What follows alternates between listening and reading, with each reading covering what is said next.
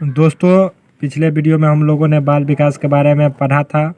उसमें हम लोग जाने थे कि बाल विकास का अर्थ क्या होता है, किस प्रकार से बाल विकास कार्यरत होता है, किस प्रकार से बाल विकास की आवश्यकता होती है।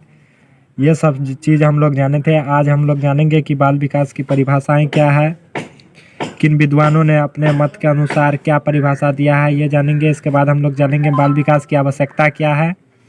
इन सभी चीज़ों को हम लोग जानेंगे बारी बारी से। आप लोग अभी नोट मत बनाइएगा। नोट का व्यवस्था पूरा कर दिया गया है। यहाँ पर टेलीग्राम चैनल को आप लोग ज्वाइन कर लीजिएगा, या नहीं तो आप लोग इंस्टाग्राम पर भी ज्वाइन हो सकते हैं, वहाँ पर भी नोट्स मिलेंगे। अब पहले क्या होता था कि एक वीडियो में मैंने पेड नोट्स दिया था, लेकिन अब आप लोगों को फ्री नोट्स मिलेगा। ऐसा इसलिए क्योंकि बहुत सारे स्टूडेंट्स को समस्या है पैसा का, तो अब एकदम से आप लोगों को फ्री नोट्स मिलेगा। आप लोग टेंशन मत लीजिए, टेलीग्राम पर फ्री नोट्स आएगा। आप लोग टेलीग्राम चैनल को ज्वाइन कर लीजिएगा, लिंक डिस्क्रिप्शन में दिया गया है। चलिए, तो हम लोग अब स्टार्ट करते हैं कि बाल विकास की परिभाषाएं क्या है, किस विद्वान ने अपने ढंग से क्या परिभाषा दिया है। तो दोस्तों, आज हम लोग जानेंगे कि बाल विकास का जो परिभाषा है, अब अनेक विद्वानों ने अपने अपने मत पर क्या क्या दिया है। तो हरलॉग सबसे पहला हमारा जो मनोवैज्ञानिक आता है, वो आते हैं हरलॉग। उन्होंने कहा था, हरलॉग जी ने कहा था कि बाल विकास में प्रमुख रूप से बालक के स्वरूप, व्यवहार, रुचियां और उद्देश्य में होने वाले विशेष परिवर्तनों के अनुसंधान पर बल दिया जाता है। किन किन चीज़ों पर बल दिया जाता है? तो उनके स्वरूप पर बल दिया जाता है, उनके व्यवहार पर मतलब बिहेवियर पर, इसके बाद उनके रुचियों पर, इंटरेस्ट पर, और उनके उद्देश्यों पर। सब चीज़ आप लोग जानते ही होंगे।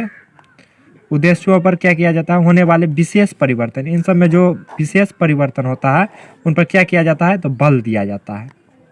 ठीक, उन पर अनुसंधान पर बल दिया जाता है, जो बालक के एक विकास कालक्रम से दूसरे विकास कालक्रम में प्रवेश करते समय होता है। कब होता है? बालक के एक विकास कालक्रम से दूसरे विकास कालक्रम में प्रवेश करते समय। कालक्रम कहने का तात्पर्य यह है कि जब बालक शैशवा अवस्था में होता है, तो वह किसी न किसी तो कालक्रम में बदलेगा ना। 2 साल, 4 साल, 5 साल बाद तो वह कभी न कभी शैशवा अवस्था से वो बाल्यावस्था में आएगा। बाल्यावस्था से वह यौवनावस्था, या फिर इसको दूसरे शब्द में हम लोग पढ़ते हैं कि किशोरावस्था में आएंगे, फिर वृद्धावस्था में आएंगे। इन सब के दरमियान जो उनके स्वरूप, व्यवहार, रुचि और उद्देश्य में जो परिवर्तन होता है, उनके अनुसंधान पर बल देता है। कौन देता है? तो बाल विकास बल देता है। तो हरलॉग के अनुसार यही परिभाषा था। आप लोगों को इसका नोट्स मिल जाएगा कि क्या था, हैंड राइटिंग नोट्स मिल जाएगा आप लोगों को टेलीग्राम पर। टेलीग्राम चैनल को ज्वाइन कर लीजिएगा। और इनके अनुसार एक और भी बात कहा गया था कि विकास की सीमा अभिवृद्धि तक ही नहीं होती है। अपितु इसमें प्रौढ़ावस्था के लक्ष्य की ओर परिवर्तनों का प्रगतिशील क्रम निहित रहता है। विकास का जो सीमा होता है वो अभिवृद्धि तक ही नहीं होता है, बल्कि इसमें प्रौढ़ावस्था के लक्ष्य की ओर परिवर्तनों का प्रगतिशील क्रम भी निहित रहता है। निहित मतलब इसी में मतलब रहता है। निहित मतलब जो जिसमें है उसी में वह निहित रहता है, मतलब रहता है। इसके बाद दूसरा जो वैज्ञानिक थे वह थे ड्रेवर। क्या थे? ड्रेवर। उन्होंने क्या कहा था, ये आप लोग थोड़ा सुनिएगा। उन्होंने कहा था कि विकास प्राणी में होने वाला प्रगतिशील परिवर्तन है। जैसा कि आप लोगों को पहले भी वीडियो में बताया गया था कि विकास प्राणी में होने वाला क्या होता है? एक प्रगतिशील परिवर्तन होता है, जो किसी लक्ष्य की ओर लगातार निर्देशित होता रहता है। किसी एक विशेष लक्ष्य की ओर निहित बढ़ता रहता है, मतलब लगातार निर्देशित होता रहता है, बढ़ता रहता है। कि जैसे मेरे को माना कि मुंबई मेरे को जाना है, तो हम बिहार में हैं अभी, तो यहाँ से हमको पटना जाएंगे, पटना से फिर ट्रेन लेंगे, इसके बाद हम पहुँचेंगे कहाँ?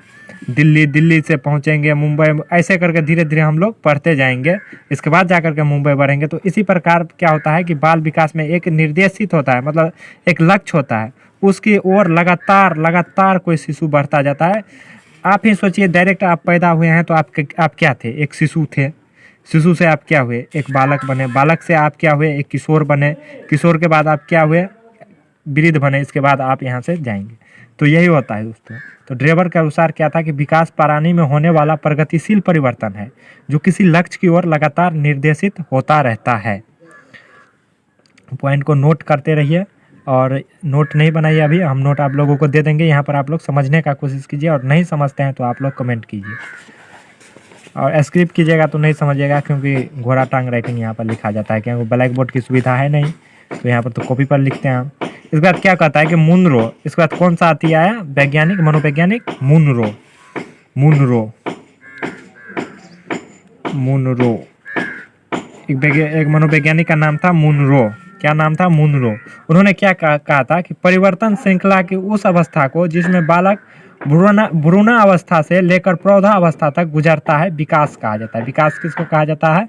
परिवर्तन श्रृंखला, मतलब बदलाव की जो श्रृंखला है, बदलाव की जो श्रृंखला है, उस अवस्था को जिसमें बालक भ्रूण अवस्था, भ्रूण में मतलब गर्भ में ही रहता है, उसी अवस्था से लेकर प्रौढ़ा अवस्था मतलब प्रौढ़ जब तक हो जाता है वहाँ तक गुजरता है, उसे विकास कहा जाता है। प्रौढ़ा अवस्था किसे कहते हैं यह समझाने की कोई ज़रूरत नहीं है, पिछले वीडियो में मैंने बता रखा है, आप लोग जा करके देख लो।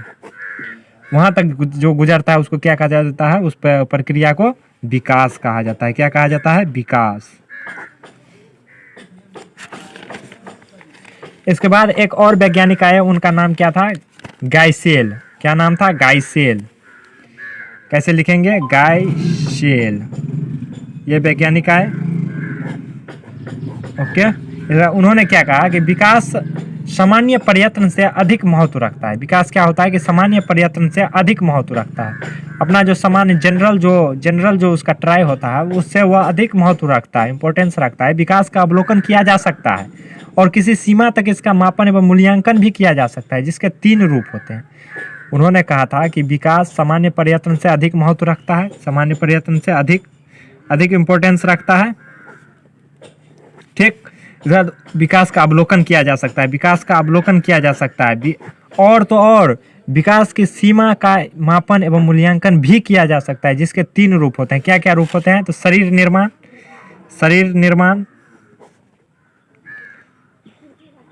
इसके बाद शरीर शास्त्र, व्यवहार के चिन्ह।